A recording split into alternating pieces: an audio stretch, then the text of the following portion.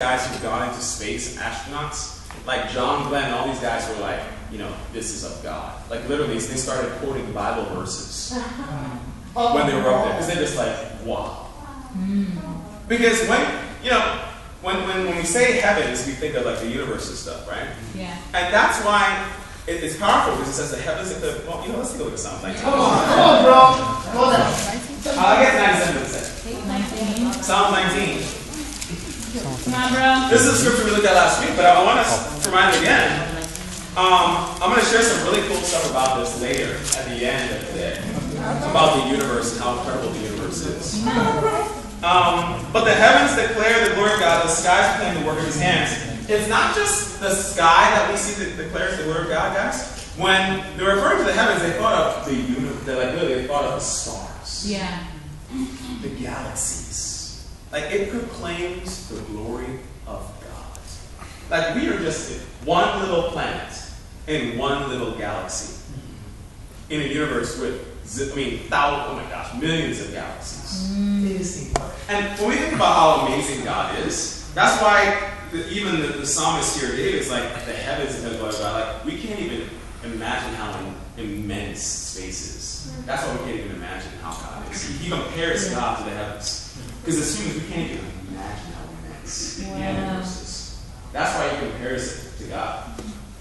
Day after day they pour forth speech. Night after night they display knowledge. There is no speech or language where their voice is not heard.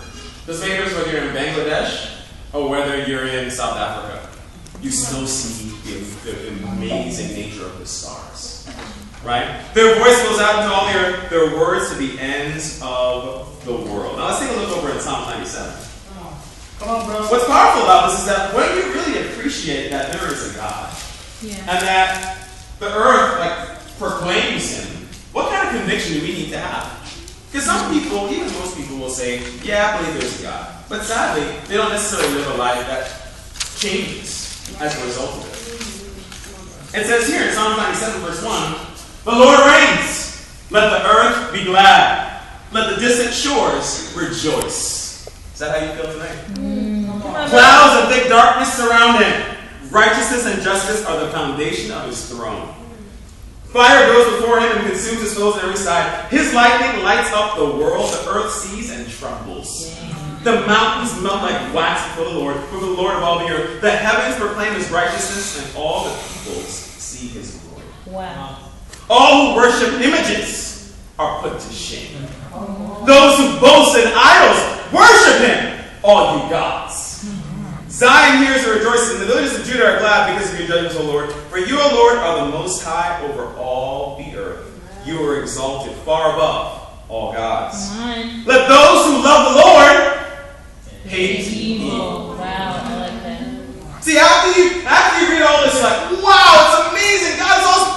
So then what do you do as a result? Wow. Because people say, yeah, I love God, and God's awesome. I go pray into the woods and do all this. Okay, awesome, great. So then how does that actually affect your life? Come on. Because you love God, because you acknowledge and see God, do you really hate evil? Do you hate the sin that's in your life? Are you playing with it? Have you put it to death? Let those who love the Lord hate evil, for he guards the life of his faithful ones and delivers them from the hand of the wicked. Light is shed upon the righteous and joy on the upright in heart. Rejoice in the Lord, you who are righteous, and praise his holy name.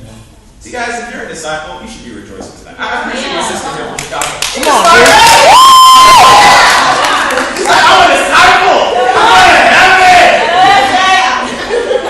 See, it doesn't make a difference whether it's cloudy outside. It doesn't make a difference when you got a lot of money in your bank account.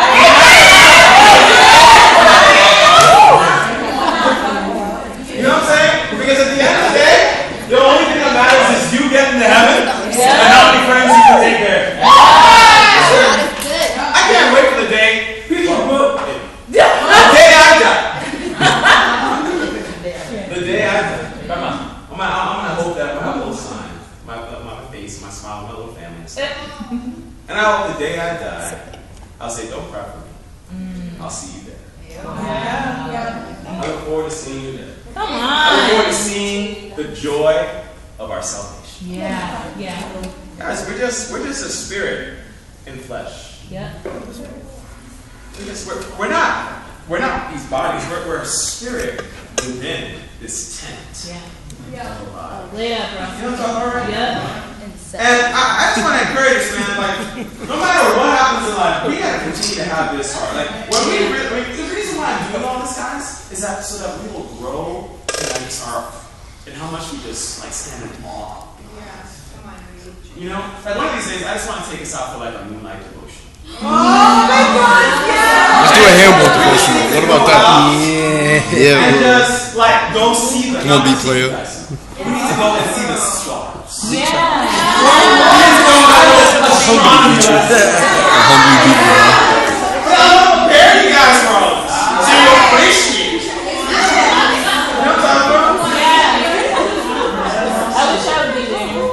But I remember one time going to a devotional where literally we went out and we just saw the stars and we just had a devo outside. We talked about just the amazing, like the immensity of the stars, how far apart they are. But yet it's like, wow, you don't even appreciate what we live in. That's just incredible.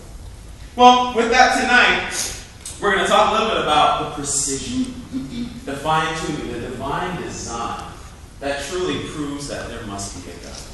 Amen? So that's what we're going to take a look at tonight.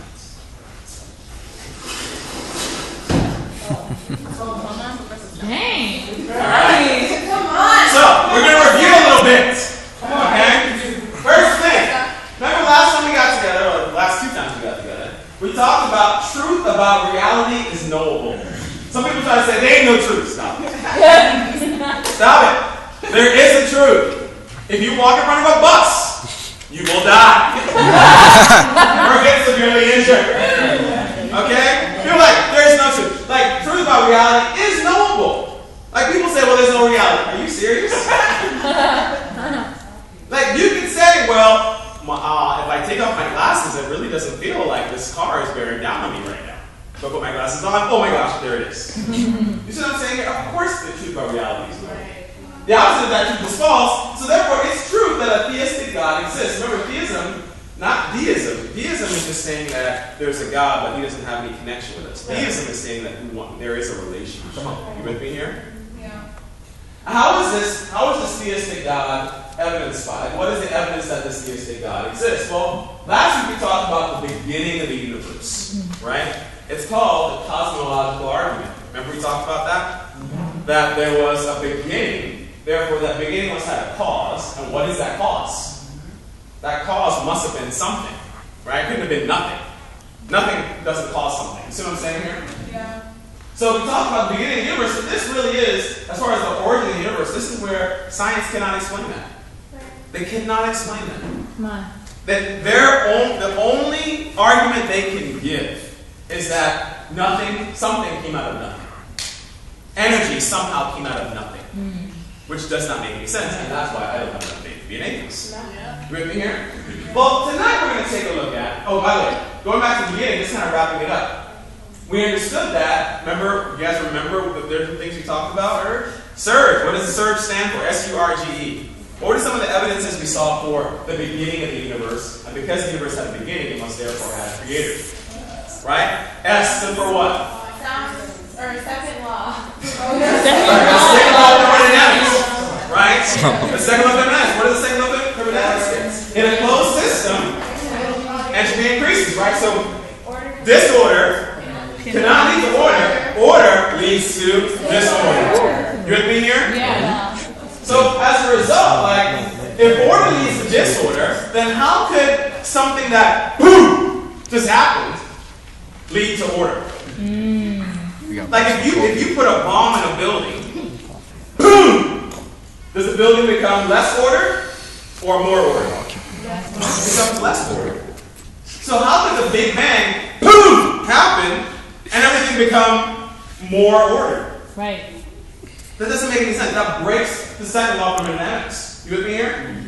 Not to mention the first law of thermodynamics states that within a certain system, matter is not going to change. It's constant. So we gave you an example of how, like in a car, right? If you put gas in your car, right? The gas may be converted to like energy. That's how your car runs. But it's not like more gas is just going to all of a sudden appear in the car.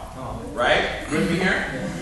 So that gas, the amount of gas is going to stay constant, and it's going to eventually be used up, which means you have to put some more gas in it. Or it goes into the second law of thermodynamics, which states that orderly disorder is going to be used, and eventually it's gone. You with me here? So in the same way, the beginning of the universe states that, okay, well, if the universe is still